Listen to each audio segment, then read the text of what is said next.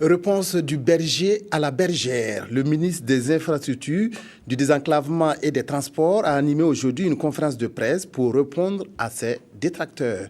Moumouni Djigimde a balayé du revers de la main toutes les accusations de malversation de faux et usage de faux. Reportage Adama Koulibaly. Face aux hommes de médias, le ministre Djigimde a d'abord justifié le contexte de ces différents chantiers dont les agents lui reprochent le fait de marché passé de gré à gré.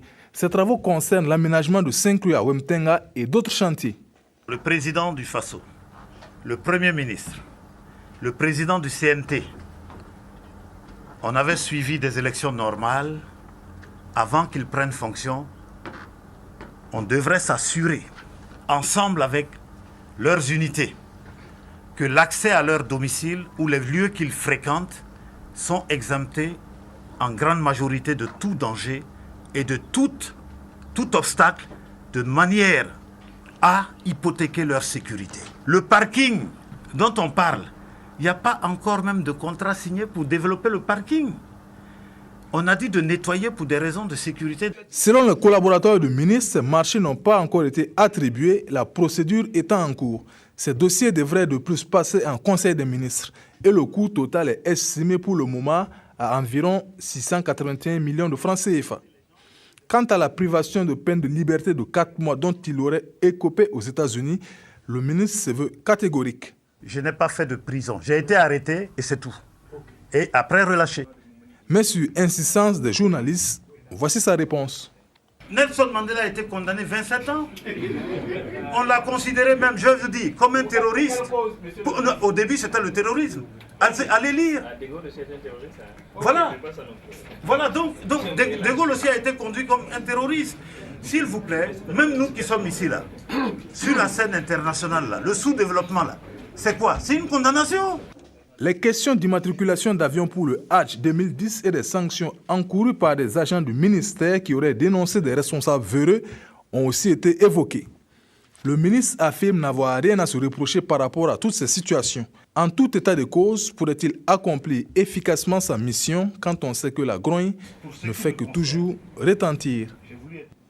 Le bilan des accidents de la circulation pendant la fête de Noël a été dressé hier par le commissaire central de police de Ouagadougou. Les chiffres sont en hausse par rapport à l'année dernière où ils étaient de 88 contre 111 accidents de la circulation avec un décès cette année. Reportage Aruna Mari. Ces motos réduites en ferraille en un clin d'œil et qui ne vont plus permettre à leurs propriétaires de rallier l'autre bout de la ville pendant cette période de fin d'année portent les stigmates d'accidents de la circulation. Les 6 commissaires de police d'arrondissement que compte la ville ont constaté de nombreux accidents des 24 et 25 décembre dernier, dont le bilan est fait ici au commissariat central de la ville de Ouagadougou. Pour cette année 2014, nous avons enregistré pour les périodes des 24 et 25 décembre 2014 111 cas d'accidents de la circulation routière pour 1 cas de décès.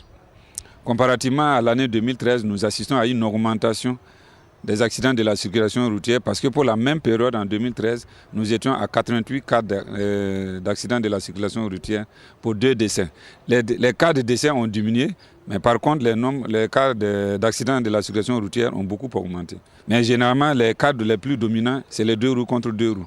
Les périodes de fin d'année enregistrent de plus en plus d'accidents. La police invite donc la population à la prudence. Même si vous avez la priorité, comme dit la maxime, priorité d'accord, mais prudence d'abord. Il ne vous sert à rien de vous retrouver à l'hôpital ou au cimetière avec votre priorité. Qui parle de fête, parle d'alcool.